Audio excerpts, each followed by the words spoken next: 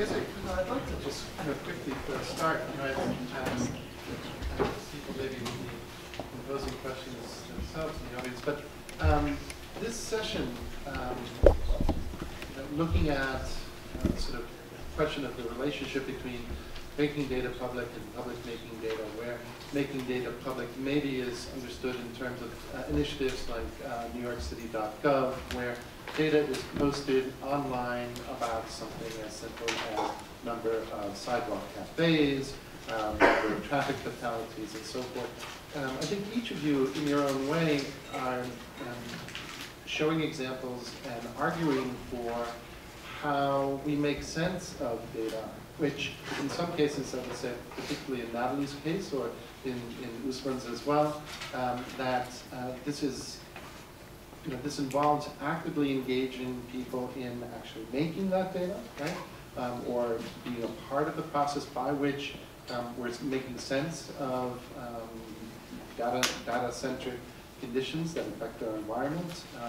Or I think in Laura's case, the question of how you take data and you essentially tell a story about it, right? And then, through the process of this story, data is translated into or transformed into a kind of knowledge that we can take away from a condition. And so, I wonder if you just quickly, each of you might talk a little. We saw a lot of examples about, why it's good to do that. But what are some of the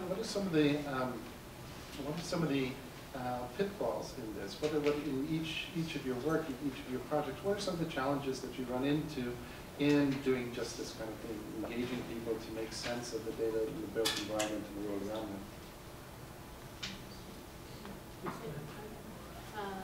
Well, one of the main problems is getting enough participation. And circles that I often give talks in, people often distrust data that's been collected by the crowd, right? So it's sort of the reason that government, and I don't know that other people for 1 minute, but the government gives out the trusted version, and the crowd, you have to figure out whether it's right or not. So it's always queried as a form of data giving. So the projects like Ushahidi have tried to build an intelligence back into their system, which can show the 5 degrees of separation, whether you can trust a source or whether you can't trust a source, that kind of thing. So I think that's the biggest barrier against this kind of thing being used in a subtle scientific way.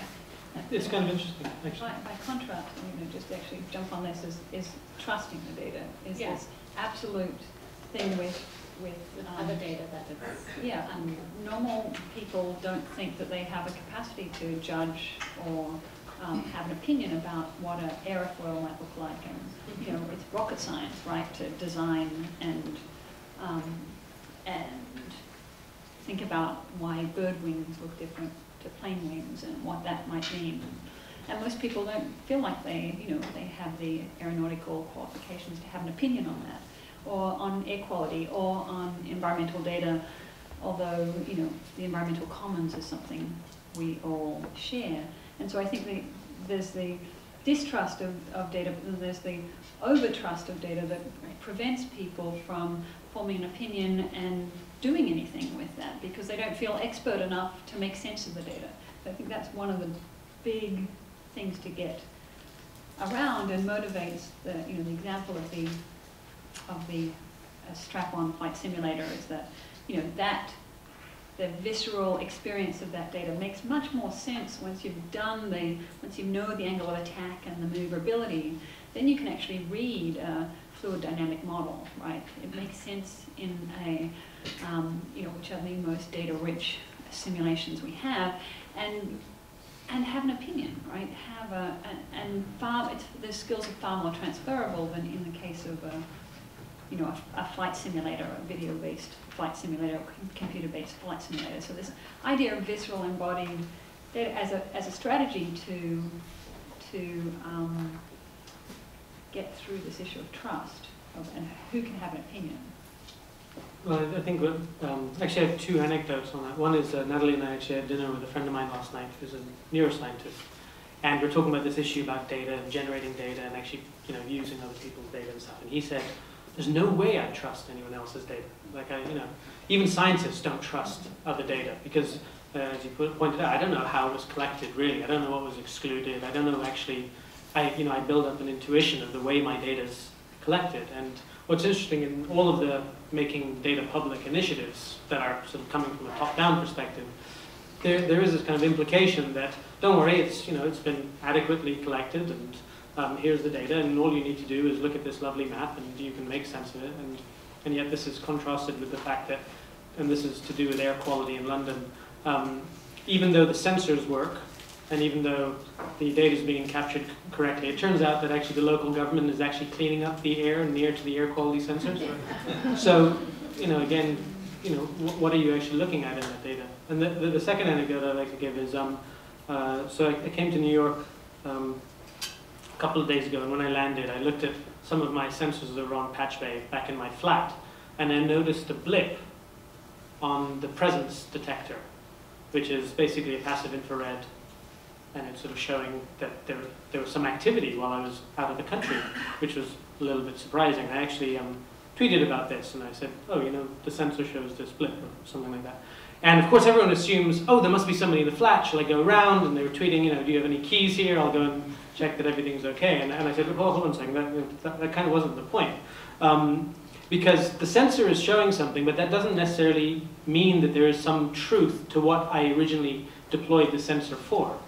And so by looking at the light level, I noticed that what looks like, and I can only know this because I know that sensor now, and I know the position of the passive infrared sensor. I noticed that there's a sort of flat line of light level at exactly the period where I saw all of these blips of presence. And I infer that there was a sunbeam, because it was a flat line, that passed across the passive infrared and must have triggered something, I think.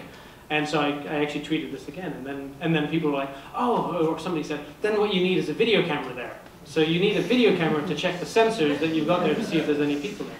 And what's interesting is that I think this is the same for really any data collection process. You're always going to need either to be there or to have sensors checking the sensors, checking the sensors, checking the sensors, checking the sensors. And what's interesting is that actually, and this might bring it back to the whole cybernetics conversation we used to have, is Hans von Fürster's on constructing reality, talking about computations of descriptions of descriptions of descriptions of descriptions. Do we have any burning questions from the audience to start? I think there's one mid in the back. Yeah, I guess one question I have, or to the entire panel, my question nowadays is, it's more like how do we remember information? How do we remember it really? Not how do we interpret it, not how do we understand it, still how do we collect it, or who collects it?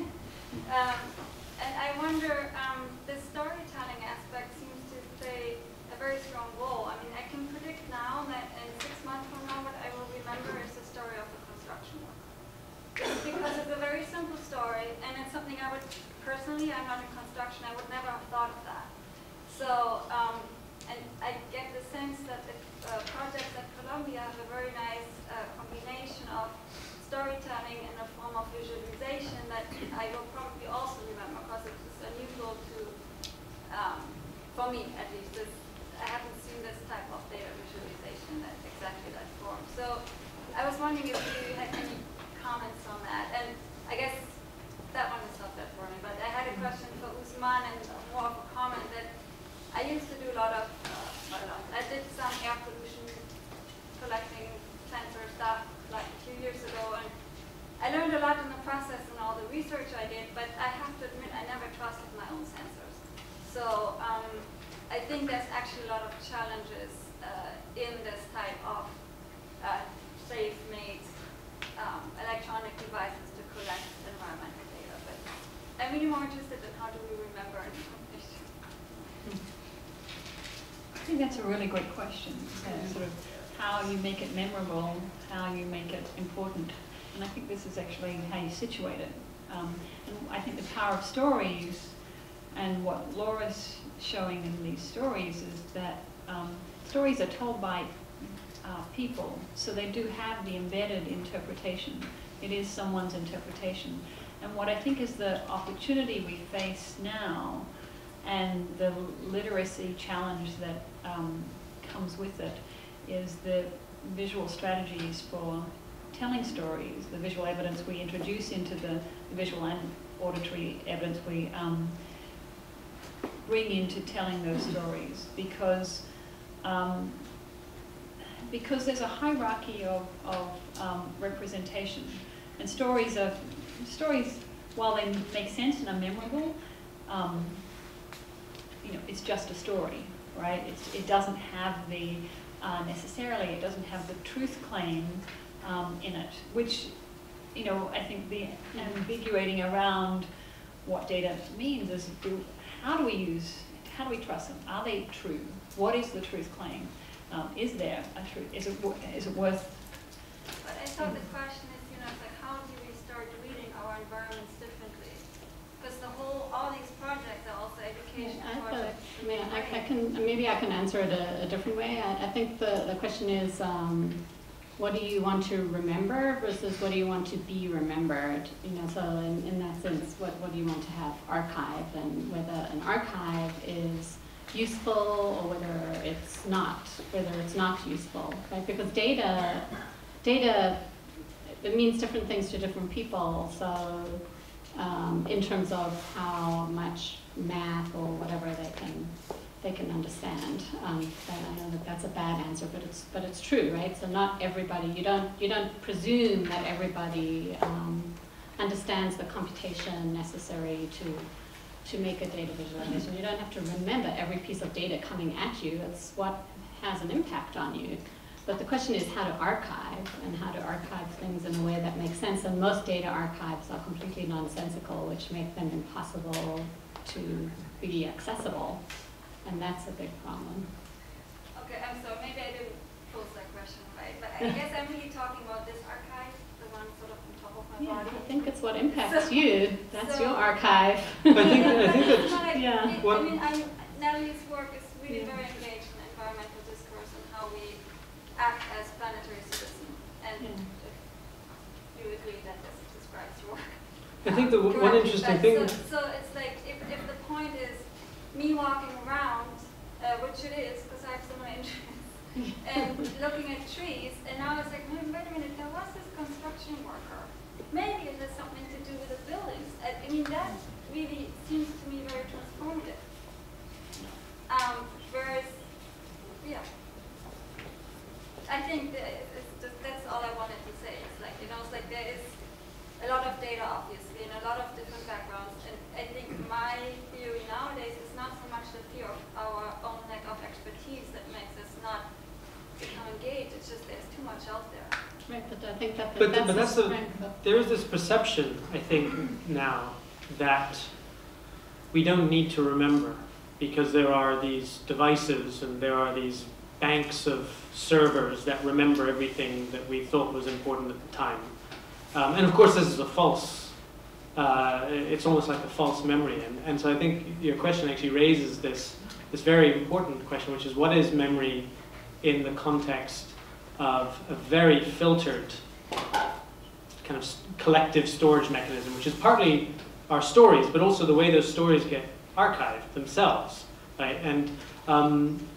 And what it leads me to, which I think you just pointed out, is that the only memorable thing is you going out on that walk and talking to that person. And for each successive removal from hearing that story and repeating that story and hearing somebody else's story, you're a little bit further away. But what you get from being further away is that collective transmission that is the collective memory. And this I think, takes hold, whether it's a sort of digitally recorded memory, or whether it's memory in my very own head, if you see it. Okay, I think we have time only for one more quick question. We have anyone else? No? Okay, well, thank you.